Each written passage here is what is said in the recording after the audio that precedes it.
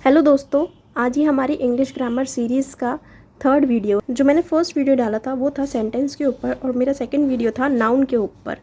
अब इस वीडियो में मैं आपको प्रोनाउन के बारे में बताऊंगी कि प्रोनाउन के क्या क्या रूल्स होते हैं और किन किन बातों का आपको ध्यान रखना चाहिए। सबसे पहले मैं आपको बताती हूँ प्रोनाउन की डेफिनेशन क्या होती है। So pronoun is a word that is used in place of a noun for that particular noun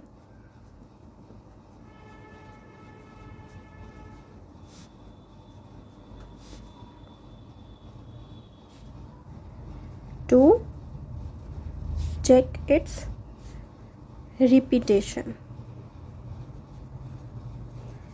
अब ये जो मैंने लाइन लिखी है ना, ये बहुत ज़रूरी है। ज़्यादातर आप बुक्स में देखोगे वहाँ पर सिर्फ ये लिखा रहता है कि प्रोनाउन ऐसे वर्ड्स होते हैं जिनको हम नाउन के प्लेस पर यूज़ करते हैं, लेकिन ऐसा हमेशा नहीं होता। जैसे कि मैंने लिखा बेला इज़ अ गर्ल, और जैसे हम क्या करते हैं कि हम कई बार किसी नाम का कोई शॉर्ट नाम बना देते हैं, कोई पेट नेम हम रख देते हैं। जैसे कोई भी रामू, श्यामू जैसे नाम होते हैं ना, हम उनका कोई पेट नेम बना देते हैं। जैसे कि बेला को मैं लिख देती हूँ बेल, मैंने इसका कोई पेट नेम रख दिया, और फिर मैं उसको बोलूँ Bell is a cute girl, ऐसा इस तरीके के वर्ड्स मैं लिखूँ तो वो प्रोनाउन नहीं माना जाएगा। मतलब कि ऐसा हर बार नहीं होता कि हम जो नाउन की जगह पे इस्तेमाल कर रहे हैं वर्ड्स, वो हमेशा प्रोनाउन नहीं होते हैं। हमेशा ऐसे वर्ड्स जो रिपीटेशन में हम जब किसी नाउन को यूज़ कर रहे हैं और उस रिपीटेशन को हटाने के लिए हम जो वर्ड्स यूज़ करते हैं उसको कहते हैं प्रोनाउन। अब मैं आपको इसका एक बहुत अच्छा एग्जांपल देती हूँ जिससे आपको अच्छे से समझ आ जाएगा। जैसे कि Bella is a cute dog, Bella loves Bella's owner, Bella only eat, sleep and repeat। अब मैंने यहाँ पे एक थोड़ा बड़ा सा सेंटेंस लिखा। सबसे पहले जब मैंने इसको लिखा बेला इज़ अ क्यूट डॉग, एक सेंटेंस मेरा ख़त्म हो गया। तब मैं जिस भी पर्सन के बारे में बात कर रही हूँ उसका मैंने नाम ले दिया। अब आगे जब मैं बात कर रही हूँ तो मुझे ज़रूरत नहीं है कि मैं हर बार बेला बेला बेला इस्तेमाल करूँ। अब इसके लिए मैं प्रोनाउन का इस्तेमाल करूँगी, ठीक है। तो अब हम क्या करेंगे, बेला इज़ अ क्यूट डॉग, अब हम इसको यहाँ पे शी लगा देंगे क्योंकि वो एक फीमेल है, शी लगा देंगे। फिर अब क्योंकि हमें यहाँ पोजेशन शो करना है तो पजेसिव प्रोनाउन लगा देंगे, वो क्या होता है, हर लगा देंगे। बेला ओनली ईट एंड स्लीप, अब यहाँ पे भी हम लगा देंगे शी।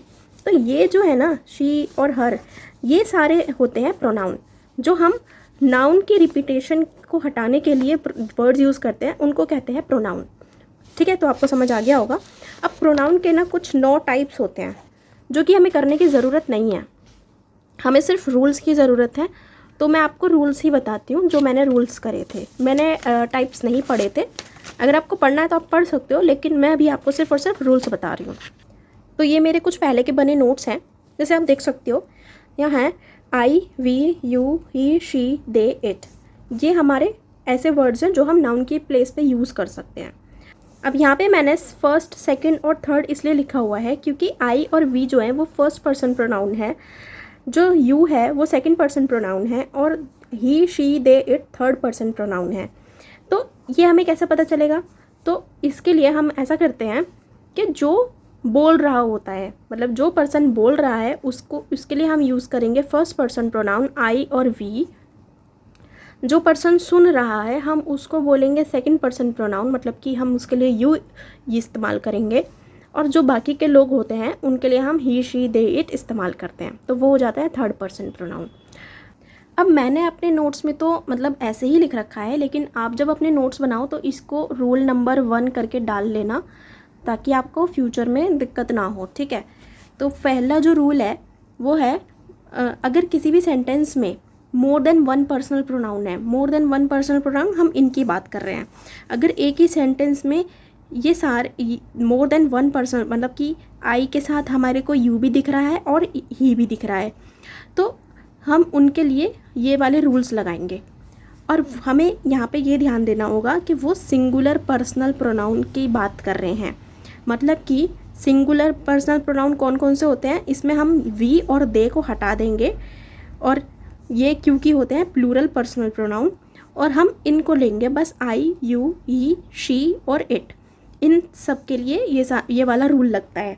तो ये रूल क्या कहता है कि अगर कोई सेंटेंस नेगेटिव बात कर रहा है, मतलब कि उसमें कोई गिल्टी, कन्फेशन या मिस्टेक शो हो रही है, तब हम ये रूल लगाएंगे। मतलब कि 1 2 3, 1 2 3 से मतलब है फर्स्ट पर्सन, सेकंड पर्सन और थर्ड पर्सन। और अगर कोई सेंटेंस पॉजिटिव बात कर रहा है, मतलब कि उसमें वो खाली एक नॉर्मल तरीके का सेंटेंस है, उसमें कोई नेगेटिव बात नहीं हो रही है, तो हम वहाँ पर 2 3 1 का रूल लगाएंगे। 2 3 1 मतलब कि सेकंड पर्सन, थर्ड पर्सन और फर्स्ट पर्सन। अब हम इनका एक एक एग्जाम्पल देखते हैं। जैसे कि ये एग्जाम्पल लिखा है, I, you, he have robbed the bank. तो ये एक नेगेटिव बात हो रही है, यहाँ पे चोरी करने की बात हो रही है। तो इस वजह से हमने यहाँ पे 1 2 3 वाला फॉर्मूला लगाया है। 1 2 3 मतलब कि फर्स्ट फॉर्म में आई हमने सबसे पहले लिखा है। फिर आता है second form, second personal pronoun. So second personal pronoun आता है यू, तो हमने सेकंड नंबर पे यू लिखा है। फिर आता है थर्ड पर्सनल प्रोनाउन, तो हम उसके बाद आता है ही। तो ये थर्ड पर्सनल प्रोनाउन ही हमें आता है, तो इसलिए हम ही उसके बाद लिखेंगे। तो सही सेंटेंस यही बनेगा, I, you, he have robbed the bank. तो आपको जब एरर फाइंड आउट करने को मिलेंगे अपने मॉक्स में, तो वहाँ पर क्या होता है, वो इसका ही ऑर्डर चेंज कर देते हैं। वो ये कर देंगे, हे, यू, आई कुछ कर देंगे, या आई, ही, यू कुछ कर देंगे। तो आपको ये याद रखना होगा कि इसका जो ऑर्डर है वो 1 2 3 है, तो आपको आई, यू, ही लिखना पड़ेगा। ठीक है, अब हम इसका एग्जाम्पल देखते हैं। You, he and I R playing. तो यहाँ पे कोई नेगेटिव बात नहीं हो रही है ना, तो इस वजह से हम यहाँ पे 2 3 1 वाला फॉर्मूला लगाएंगे। 2 3 1 मतलब कि सेकंड फॉर्म, थर्ड फॉर्म और फर्स्ट फॉर्म। तो सेकंड क्या है, यू, थर्ड क्या है, ही, फर्स्ट क्या है, आई, आर प्लेइंग। तो यहाँ पर इस तरीके से हम इसको लिखेंगे।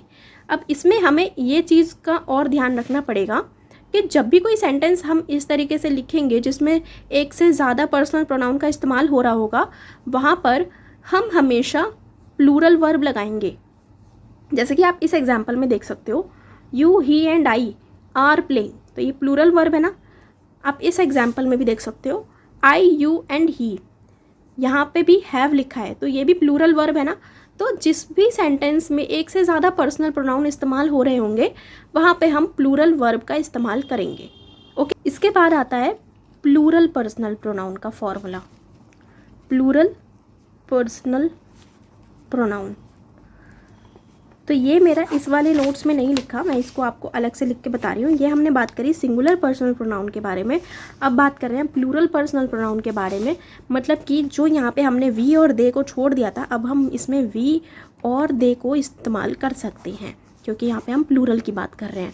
ठीक है, तो इसमें जो रूल है वो ये लगता है, यहाँ पे 1 2 और 3 का रूल लगेगा। मतलब कि पहले फर्स्ट पर्सनल प्रोनाउन, फिर सेकंड पर्सनल प्रोनाउन और फिर थर्ड पर्सनल प्रोनाउन। चाहे सेंटेंस नेगेटिव हो और चाहे सेंटेंस पॉजिटिव हो, हर दोनों में यही फॉर्मूला लगेगा। ठीक है, इसका मैं अब आपको एक एग्जांपल देती हूँ। जैसे कि we, you, they are washing clothes. Personal pronoun की बात करिए, फर्स्ट पर्सनल प्रोनाउन में आई और वी दोनों आता है, तो हमने यहाँ पे वी का इस्तेमाल किया है। फिर सेकंड पर्सनल प्रोनाउन में यू आता है, तो हमने यहाँ पे यू का इस्तेमाल किया है। थर्ड पर्सनल प्रोनाउन में ही, शी और दे और इट आता है, तो यहाँ पे हमने दे का इस्तेमाल करा है।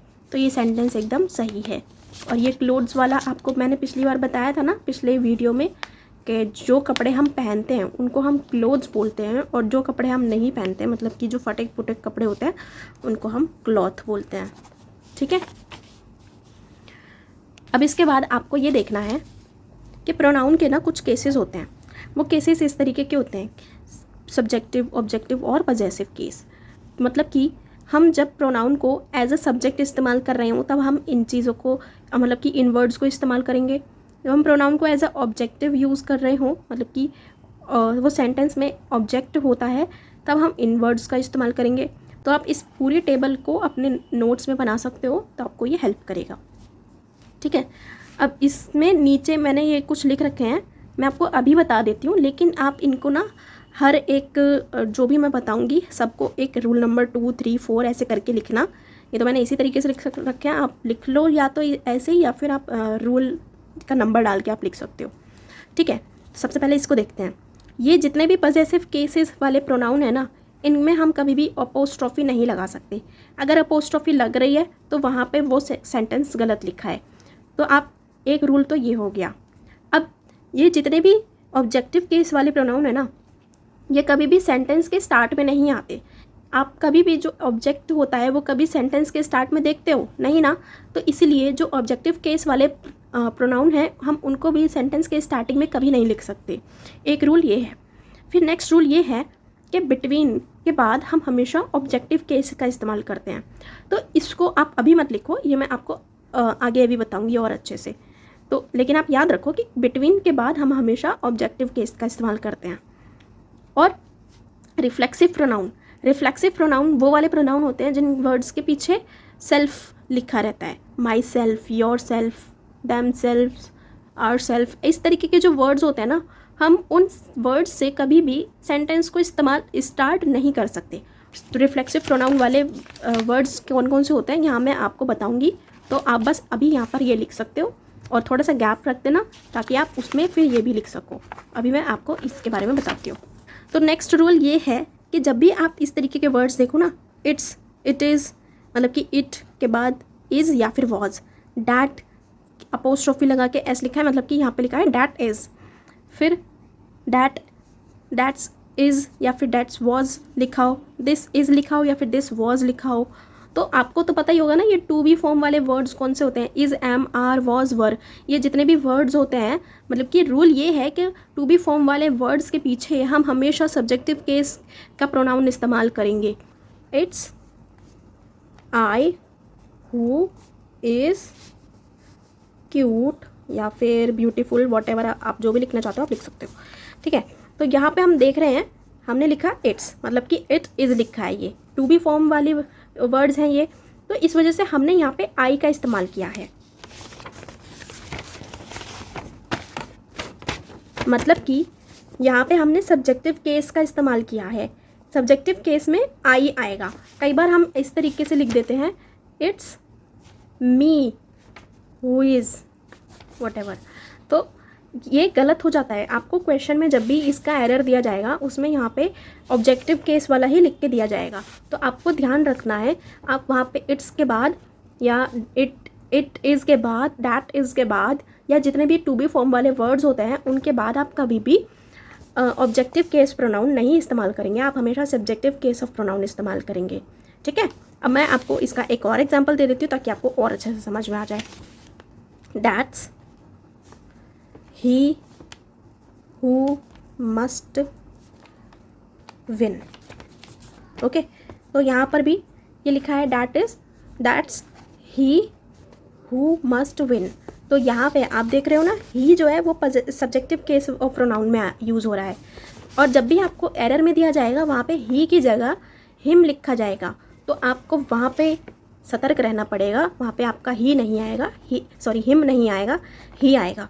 ठीक है, तो ये एक रूल है, आप इसको भी लिख लीजिए। तो आई होप आपको ये वाला रूल अच्छे से समझ आ जाएगा। अब मैं आपको ये वाला रूल बताती हूँ। नेक्स्ट रूल, मैंने यहाँ पे कहीं पर भी नंबर नहीं लिख रखे, तो आप जब अपने नोट्स बनाओ तो उसमें नंबर लिख लेना।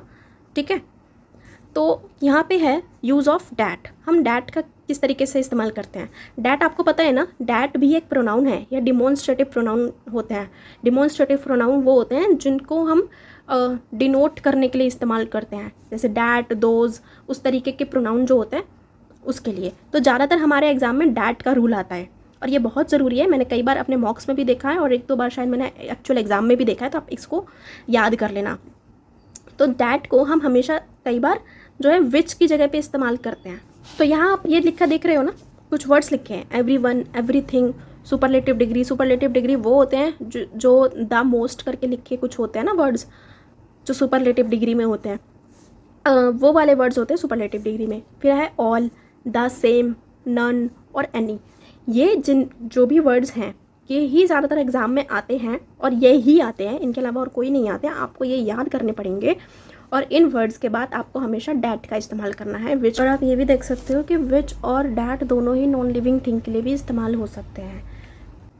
अब हम मूव करते हैं अपने नेक्स्ट रूल पे, use of reflexive pronoun. Reflexive pronoun मैंने आपको बताया ये सारे वर्ड्स हैं जो रिफ्लेक्सिव प्रोनाउन होते हैं, मतलब कि myself, himself, herself, themself, itself, yourself, ourself, yourselves. अब यहाँ देख रहे हो योर सेल्फ लिखा है, योर सेल्फ्स लिखा है, तो योर सेल्फ जो होता है वो सिंगुलर के लिए इस्तेमाल होता है, योर सेल्व्स जो होता है वो प्लूरल के लिए इस्तेमाल होता है।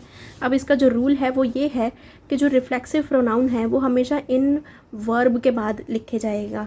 मतलब कि ये जो भी वर्ड्स लिखे हैं, enjoy, avail, hurt, absent, pride, move, introduce, acquit, resign and reconcile, अगर ये वर्ड्स एज अ वर्ब इस्तेमाल हो रहे होंगे किसी भी सेंटेंस में तो हम उनके पीछे रिफ्लेक्सिव प्रोनाउन लगाएंगे। आपको ये भी ध्यान में रखना होगा कि ये वर्ड्स हमेशा एज अ वर्ब ही इस्तेमाल हों। अगर ये वर्ड नाउन के तौर पे इस्तेमाल हो रहे होंगे तो हम उनके पीछे रिफ्लेक्सिव प्रोनाउन नहीं लगाएंगे। तो अब इसका एक एग्जाम्पल देखते हैं। जैसे कि यहाँ पे 2 एग्जाम्पल लिखे हैं, I enjoy my self in the party और दूसरा लिखा है आई एन्जॉय द पार्टी। ये दोनों ही सेंटेंस सही हैं। क्यों? अब आपको ये पढ़ना पड़ेगा। अगर इन वर्ब के बाद और ऑब्जेक्ट के बीच में प्रीपोजिशन है तो रिफ्लेक्सिव आएगा, नहीं तो नहीं आएगा। जैसे कि आपने इन्जॉयड देखा, अब इन्जॉय आपने यहाँ पर देखा था ना, तो यहाँ पे हमने लिखा I enjoyed my self in the party. अब यहाँ पे इन्जॉय लिखा है, ये वर्ब है। अब यहाँ पे ऑब्जेक्ट लिखा है, इनके बीच में एक प्रीपोजिशन आ रहा है, तो रूल ये कहता है कि अगर इन वर्ब के बाद और ऑब्जेक्ट के बीच में कोई प्रीपोजिशन आता है तभी रिफ्लेक्सिव आएगा, अदरवाइज़ नहीं आएगा। मतलब कि आई एन्जॉयड द पार्टी, ये सेंटेंस भी सही है क्योंकि यहाँ पे कोई प्रीपोजिशन नहीं आ रहा है, और ये वाला सेंटेंस भी सही है क्योंकि यहाँ पे प्रीपोजिशन आ रहा है और फिर उसके हिसाब से हमने अपना रिफ्लेक्सिव का रूल लगा दिया है। अब एक एग्जाम्पल आप ये भी देख सकते हो, do not pride your self. अगर कोई रिफ्लेक्सिव प्रोनाउन सेंटेंस के एंड में आ रहा है तो वो भी सही है क्योंकि यहाँ पे जो प्राइड है वो एज अ वर्ब इस्तेमाल किया जा रहा है। ओके, फिर जो नेक्स्ट रूल है प्रोनाउन का वो है लेट और बिटवीन का। हम जब भी लेट और बिटवीन लिखेंगे उसके बाद हमेशा हमें ऑब्जेक्टिव केस ऑफ प्रोनाउन का इस्तेमाल करना पड़ेगा। हम कभी भी पजेसिव केस ऑफ प्रोनाउन या फिर सब्जेक्टिव केस ऑफ प्रोनाउन का इस्तेमाल नहीं कर सकते।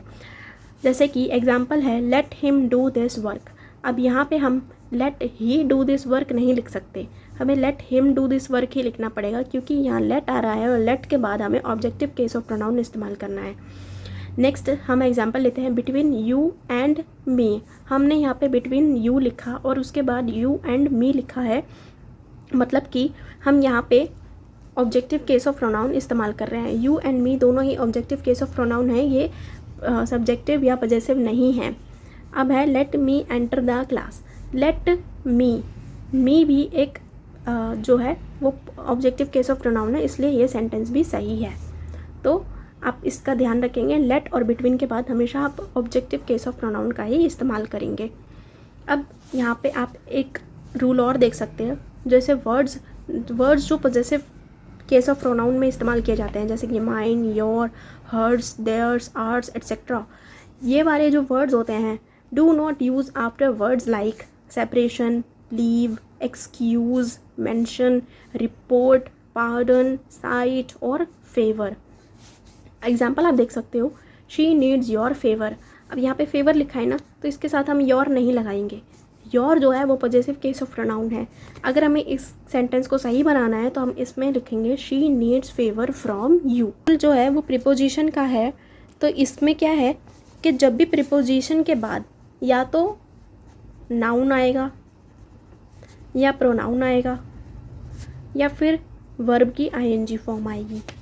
सही तो ये तीनों ही हैं। प्रीपोजिशन के बाद नाउन भी आ सकता है, प्रोनाउन, अरे बाबा, प्रोनाउन और वर्ब की आईएनजी फॉर्म, ये तीनों ही सही हैं। लेकिन जब हम प्रोनाउन लगाते हैं तो प्रोनाउन हम हमेशा ऑब्जेक्टिव केस का ही लगाएंगे, ठीक है, ये आपको ध्यान रखना पड़ेगा। ऑब्जेक्टिव केस में अब मैं आपको एक, क्योंकि हमने काफ़ी सारे ऑब्जेक्टिव केस के जो एग्जाम्पल हैं वो देख लिए हैं, तो मैं यहाँ पे एक बार फिर से लिख देती हूँ ऑब्जेक्टिव केस में कौन कौन से आते हैं ताकि आपको लर्न हो जाए। Me, us, him, her, it, them, you, बस। तो इसका हम एक एग्जांपल भी ले लेते हैं, जैसे कि my friend laugh at him. दूसरा एग्जांपल हम लेंगे, I will go to a park with her. ठीक है, अब हमने यहाँ पे देखा माई फ्रेंड लाफ्ड एट लिखा है ना, अब यहाँ पे हम एट एक प्रीपोजिशन है, प्रीपोजिशन के बाद हम प्रोनाउन इस्तेमाल कर रहे हैं। तो यहाँ पे जब हम हिम लिख रहे हैं तो ये एकदम करेक्ट है। क्यों? क्योंकि हिम जो है वो ऑब्जेक्टिव केस ऑफ प्रोनाउन है, लेकिन अगर हम हिम की जगह ही लिख देते या हिज लिख देते तो वो गलत हो जाता। I will go to a park with her, with जो है वो प्रीपोजिशन है। अब प्रीपोजिशन के बाद हम प्रोनाउन लगा रहे हैं, प्रोनाउन हमें ऑब्जेक्टिव केस ऑफ प्रोनाउन इस्तेमाल करना है। तो आप देख सकते हो हर जो है वो ऑब्जेक्टिव केस ऑफ प्रोनाउन के ही लिए ही इस्तेमाल हो रहा है, तो यहाँ पे हर एकदम सही है। ठीक है, तो यही कुछ प्रोनाउन से रिलेटेड रूल्स हैं। आप अच्छे से अपने नोटबुक में इन सारे रूल्स को लिख लो, ताकि बाद में आपको वीडियो को बार बार ना देखना पड़े और अपने नोट्स से के थ्रू ही आप इनको टाइम टू टाइम रिवाइज़ करते रहो। ठीक है, हो जाए। ठीक है, तो यही मैंने एज अ प्रोनाउन के रूल्स में लिखा था और इन्हीं रूल्स को मैं बार बार रिवाइज़ करती थी। तो आप भी बस इसी तरीके से अपने नोट्स बनाते जाओ और एक ही बार वीडियो देखो, बार बार वीडियो देखने में टाइम वेस्ट मत करो और ज़्यादा से ज़्यादा प्रैक्टिस करो। प्रैक्टिस के लिए आप कुछ भी यूज़ कर सकते हो, आप मॉक्स के थ्रू प्रैक्टिस कर सकते हो, आपके पास कोई बुक है तो आप बुक के थ्रू प्रैक्टिस कर लो। तो आप अगर आपके पास कुछ भी नहीं है, अगर आपके पास कोई बुक नहीं है, आपने कोई कोर्स परचेज़ नहीं करा, तो आप क्या कर सकते हो, या तो आप यूट्यूब के थ्रू ही प्रोनाउन की वीडियो डाल के कुछ क्वेश्चन जो टीचर सॉल्व करवा रहे हैं उनको एक बार प्रैक्टिस कर सकते हो, या आप वो नहीं कर सकते तो आप सिंपल अपने गूगल पे लिख सकते हो कि प्रोनाउन से रिलेटेड रूल्स के क्वेश्चंस आप डालोगे तो उसमें काफ़ी सारे रूल्स के क्वेश्चन आ जाएंगे। ठीक है, अगर स्टिल आपको दिक्कत होती है तो आप मुझे बता दो, वरना तो फिर मैं आपको वीडियोज़ में ही दिखा दूंगी कुछ क्वेश्चंस, आप उनको प्रैक्टिस कर सकते हो। एंड देन आप ज़्यादा से ज़्यादा मॉक लगाओ, मॉक लगाने बहुत ज़रूरी हैं। आप अभी मिनी मॉक्स दे सकते हो, सेक्शनल मॉक्स दे सकते हो, अगर आपका सिलेबस कंप्लीट नहीं हुआ है, लेकिन आपको मॉक्स ज़रूर लगाने पड़ेंगे। मॉक्स नहीं लगाओगे तो सारी मेहनत बर्बाद है। ठीक है, मॉक्स लगाओ अच्छे से। और अगर आपको मेरी वीडियोस देख के कोई भी हेल्प मिलती है तो प्लीज़ चैनल को सब्सक्राइब ज़रूर करो और अपने फ्रेंड्स के साथ भी शेयर करो, और वीडियो को लाइक और कमेंट करके मुझे बताया करो कि आपको वीडियो किस तरीके की लगी और आप किस तरीके की वीडियोस फ्यूचर में चाहते हो। ओके, चलो आप अच्छे से प्रैक्टिस करते रहो और कोई भी दिक्कत हो तो I am always there for you. Okay, चलो बाय बाय।